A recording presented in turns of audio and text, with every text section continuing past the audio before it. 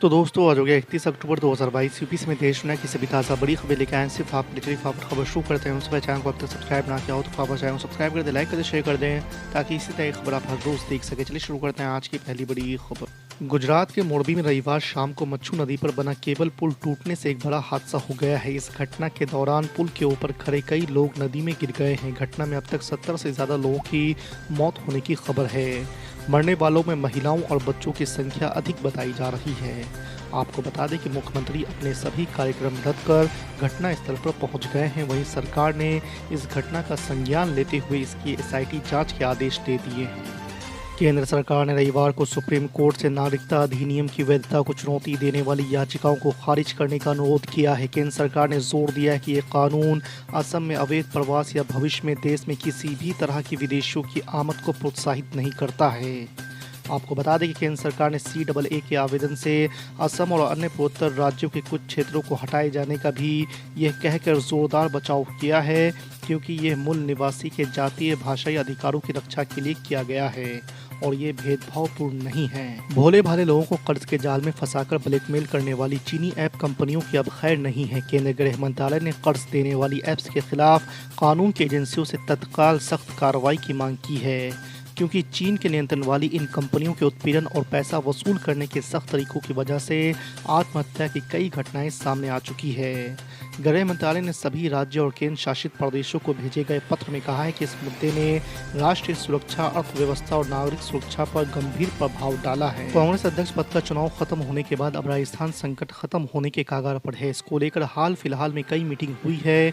इसमें सचिन पायलट और मल्लिकार्जुन खड़गे के बीच 27 अक्टूबर को हुई मुलाकात भी शामिल है। माना जा रहा है कि इन मुलाकातों के दौरान पायलट और खड़गे के बीच अलग अलग मुद्दों के साथ ही साथ राजस्थान कांग्रेस के संकट पर भी चर्चा हुई है।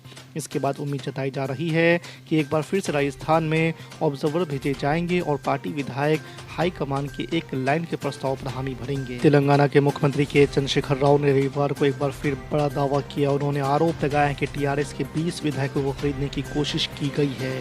उन्होंने पिछले हफ्ते तेलंगाना के एक फार्म हाउस में हुई घटना की तरफ इशारा करते हुए ये बातें कही है। इसके साथ ही KCR ने उन विधायकों की तारीफ की है जिन्होंने 100 करोड़ रुपए के ऑफर को ठुकरा दिया। आपको बता दें कि KCR ने ये बातें मुनुगोड़े उपचुनाव से पहले कही है।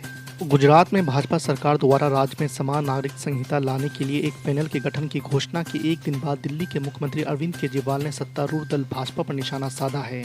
रविवार को एक प्रेस ब्रीफिंग में केजरीवाल ने कहा है कि संविधान के अनुच्छेद 44 में ये स्पष्ट रूप से कहा गया है कि समान नागरिक संहिता को तैयार करना सरकार की जिम्मेदारी है।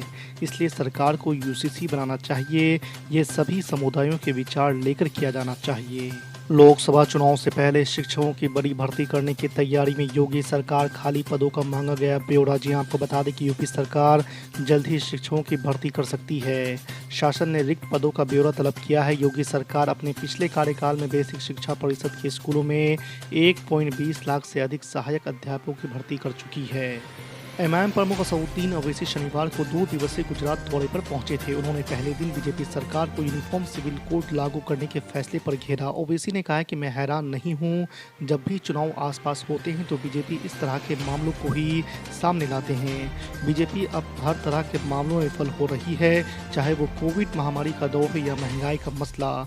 इसलिए वो अपनी नाकामियों को छिपाने के लिए इन विषयों को ला रही है। असदुद्दीन ओवैसी ने कहा है कि हालांकि गुजरात के आदिवासी लोग यूनिफॉर्म सिविल कोड को स्वीकार नहीं करेंगे। उत्तराखंड के मुख्यमंत्री पुष्कर सिंह धामी ने शनिवार को ऐलान किया है कि राज्य में उपनिवेशवाद यानी गुलामी की सभी प्रतियों के नाम बदले जाएंगे।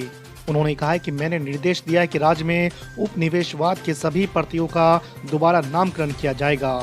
प्रधानमंत्री नरेंद्र मोदी के सत्ता में आने के बाद देश में उपनिवेशवाद के सभी प्रतियों को बदला जा रहा है। उत्तराखंड में सड़कों और शहरों का नाम अंग्रेजों के जमाने के हैं, जिनको बदला जाएगा। बीते दिनों मल्लिकार्जुन खड़गे ने कांग्रेस की कमान संभाल ली है और रणनीति भी तैयार करनी शुरू कर दी है। पार्टी का नया बॉस बनने के बाद खड़गे के सामने आने वाले समय में कई चुनौतियों से सामना होने की उम्मीद है, जिसमें से राजस्थान संकट एक है।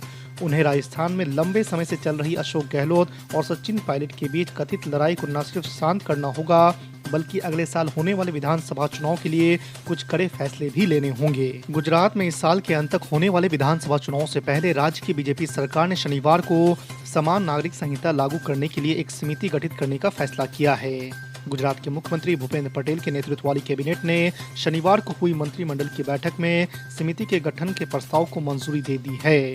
इसके साथ ही देश में अब एक बार फिर से यूनिफॉर्म सिविल कोड की चर्चा फिर से शुरू हो गई है। हिमाचल प्रदेश में विधानसभा चुनाव होने वाले हैं। बॉलीवुड अभिनेत्री कंगना रनौत को लेकर पिछले कुछ समय से कयास लग रहे हैं कि वो अपनी राजनीतिक पारी शुरू कर सकती है। कंगना ने कुछ समय पहले ही राज्य के मुख्यमंत्री जयराम ठाकुर से मुलाकात भी की थी। अब एक चैनल के कार्यक्रम में पहुंची कंगना रनौत ने कहा है कि वो लोगों की सेवा के लिए राजनीति में आने के लिए तैयार है। कंगना रनौत ने बातचीत में जहां प्रधानमंत्री नरेंद्र मोदी की तारीफ की तो वहीं राहुल गांधी और अरविंद केजरीवाल पर कटाक्ष किया। उन्होंने कहा कि राहुल गांधी और नरेंद्र मोदी में कोई मुकाबला नहीं है। दिल्ली के उप मुख्यमंत्री मनीष सिसोदिया ने एक ऑडियो क्लिप के माध्यम से एक बार फिर भारतीय जनता पार्टी पर ऑपरेशन लोटस के जरिए आम आदमी पार्टी के विधायकों को तोड़ने की कोशिश करने का गंभीर आरोप लगाया है।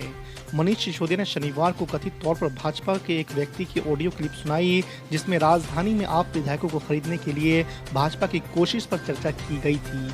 उन्होंने कहा कि अगर केंद्रीय गृह मंत्री अमित शाह इस मामले में शामिल है तो उन्हें तुरंत गिरफ्तार कर इसकी जांच होनी चाहिए। दिल्ली में कूड़े को लेकर आम आदमी पार्टी और भाजपा शासित दिल्ली नगर निगम के बीच छिड़ी जंग में अब दिल्ली के एलजी की भी एंट्री हो गई है। दिल्ली के उपराज्यपाल वीके सक्सेना ने शनिवार को एमसीडी को लोगों को गुमराह करने वाले तत्वों के खिलाफ सख्त कानूनी कार्रवाई करने का निर्देश दिया है।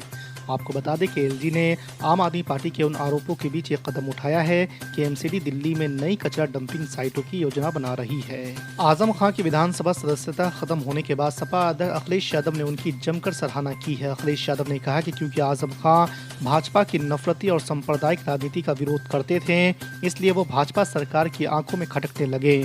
अखिलेश यादव ने शनिवार को बयान जारी कर कहा कि विधानसभा में उनके तर्कों और तीखे बयानों से भाजपा नेता असहज रहते थे, इसलिए उनके खिलाफ षड्यंत्र के बीच बोए जाने लगे। गोपालगंज विधानसभा उपचुनाव के लिए 3 नवंबर को वोटिंग होगी और 6 नवंबर को नतीजे आएंगे। गोपालगंज में सीधा मुकाबला भाजपा और राजद के बीच माना जा रहा है। भाजपा से कुसुम देवी उम्मीदवार है, जबकि राजद ने मोहन गुप्ता को उम्मीदवार बनाया है। इस उपचुनाव में असउद्दीन ओवैसी की पार्टी एमआईएम ने भी अपने उम्मीदवार के रूप में अब्दुल सलाम को उतारा है। अब खबर है कि असउद्दीन ओवैसी के छोटे भाई एमआईएम के विधायक अकबरुद्दीन ओवैसी भी जल्द ही चुनाव प्रचार करने के लिए गोपालगंज आ सकते हैं। पाकिस्तान के पूर्व प्रधानमंत्री इमरान खान ने एक बार फिर से भारत की जमकर तारीफ की है। आपको बता दें कि इमरान खान भारत की विदेश नीति के फैन हैं। शुक्रवार को शुरू हुए अपने आज़ादी मार्च के पहले ही भाषण में इमरान खान भारत की तारीफ करते हुए नजर आए। उन्होंने न केवल भारत की स्वतंत्र विदेश नीति की तारीफ की, बल्कि रूस से तेल खरीदने को लेकर भी भारत को सराहा है। राजधानी दिल्ली में छठ के दिन यानी इस रविवार को ड्राई डे रहेगा। दिल्ली के उपराज्यपाल विनय कुमार सक्सेना ने 30 अक्टूबर को ड्राई डे घोषित किया है, यानी रविवार को दिल्ली में सभी शराब के ठेके बंद रहेंगे। आपको बता दें कि इससे पहले शुक्रवार को ही दिल्ली के भाजपा अध्यक्ष आदेश गुप्ता ने मुख्यमंत्री अरविंद केजरीवाल को पत्र लिखकर रविवार को ड्राई डे घोषित करने की मांग की थी। फेक न्यूज को लेकर प्रधानमंत्री नरेंद्र मोदी ने शुक्रवार को एक सख्त संदेश जारी किया है। उन्होंने लोगों से आग्रह करते हुए कहा कि कुछ भी फॉरवर्ड करने से पहले 10 बार सोचें।